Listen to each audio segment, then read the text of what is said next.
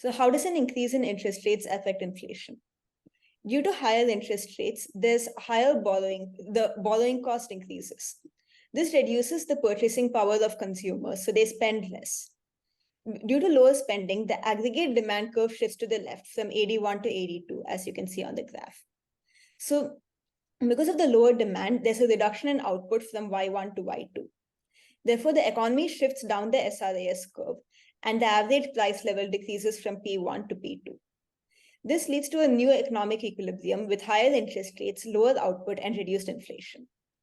However, this can also have some negative economic impacts. Due to less spending, there's less revenue for businesses, and they also have a higher cost of investment. So businesses might scale down, which leads to lower economic activity for the country.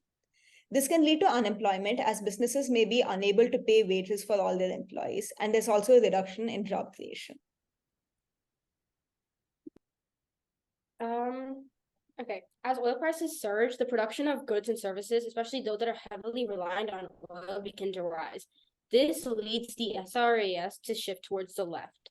The higher cost of production contributes to the reduction of the total quantity of goods and services, and firms are willing to play at a very short level as compared in the short run. To respond to this curve, a new equilibrium is established at a point where the AD curve intersects with the adjusted SRAS, so SRAS2, and the price level decreases. The price level increases, reflecting an elevated cost of production, while the real GDP declines due to the reduced output. However, not all industries are affected by this. The impact of the higher oil prices only vary across industries based on their price level, as a level of reliance on the oil production. For example, the automation industry heavily relies on oil as an input in gasoline. And when oil prices rise, the cost of production and transporting vehicles increases significantly, whereas the software industry, on the other hand, has a relatively less direct relationship with the oil industries, and the cost does not really affect the industry as a whole. One measure of government could be to lower inflation is to adopt a very tight monetary policy through the central bank. And this involves increasing interest rates as explained in the previous slide.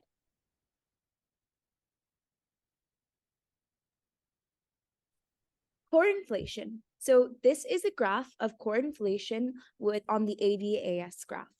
So essentially, AD0 shifts right to AD1 past the LRAS-SRAS equilibrium. And this causes a high demand, leading to an increase in output from Y0 to Y1, and it shifts up the SRAS curve. There is also an increase in the average price level from P0 to P1. Core inflation is often stickier than headline inflation due to several economic factors. The first factor being exclusion of volatile components. Core inflation is often calculated by excluding volatile elements such as food and energy prices from the inflation index. These components can experience rapid price fluctuations due to supply shocks, geopolitical events, or weather conditions.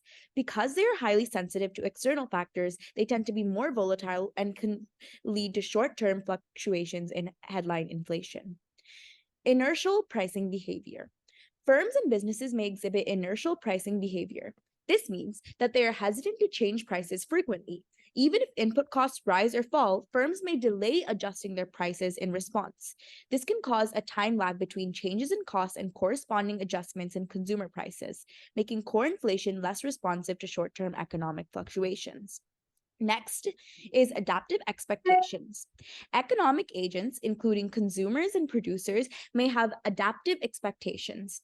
This means that they base their future expectations on past experiences. If core inflation has been relatively stable over time, economic agents may anticipate that it will remain so, making them less responsive to short-term changes in economic conditions.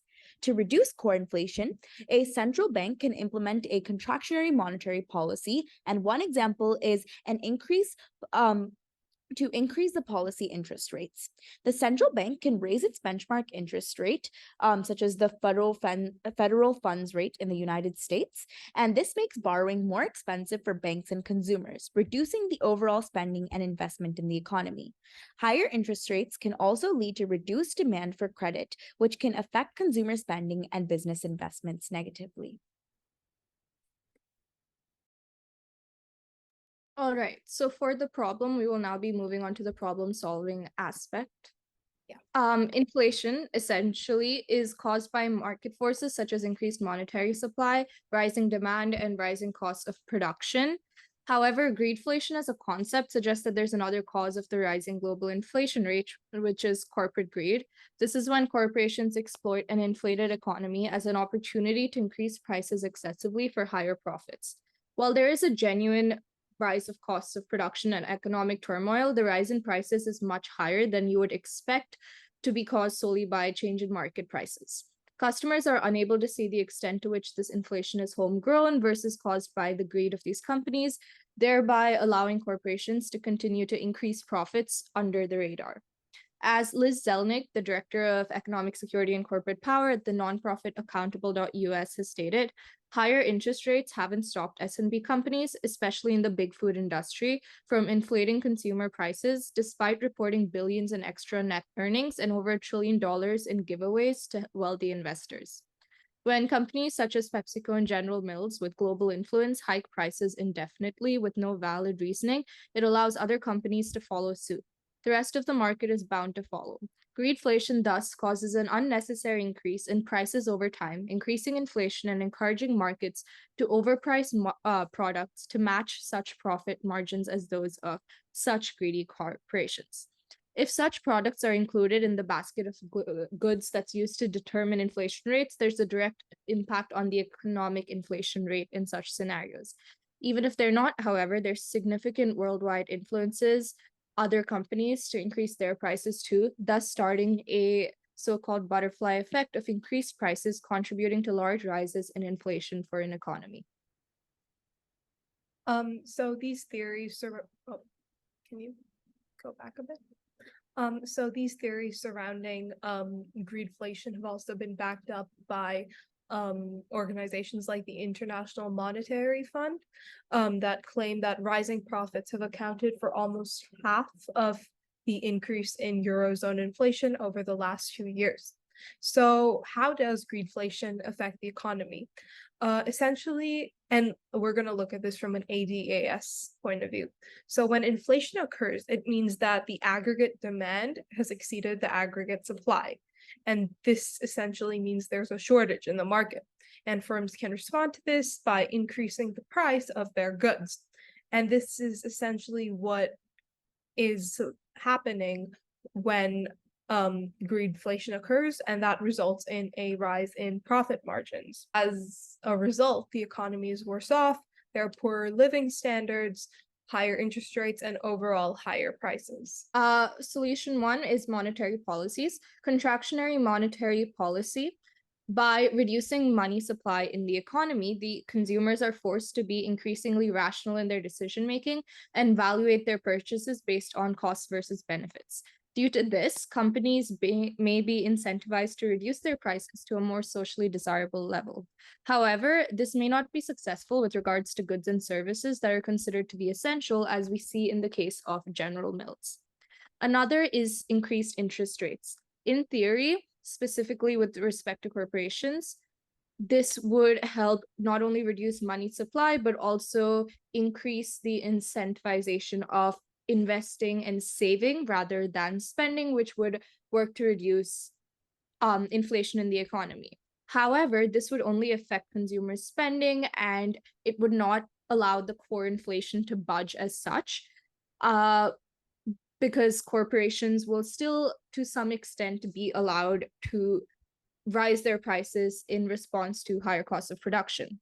Therefore, the most effective policy with reducing inflation is that the after effects of reducing inflation are the reduce in cost of production, which removes the rationale that corporations are currently using to increase their profit margins. To say it simply, if there is no rise in cost of production, there is no explanation for a rise in prices, therefore reducing prices to a socially desirable level. There are also fiscal and regulatory policies that can address greedflation, and they can limit the unwarranted price increases. So first off, there are contractionary fiscal policies. And over here, governments could raise taxes, especially for larger firms, and take away from their profits and reduce the greedflation that's supposedly occurring. And then they can also reduce government spending as well. The primary goal here is to reduce the total level of spending and bring down the aggregate demand, which would therefore limit unwarranted price increases. And secondly, we can use regulatory policies such as price ceilings to prevent greedflation. They can also governments can also deregulate energy and other markets to lower the costs of production and incentivize firms to lower their costs.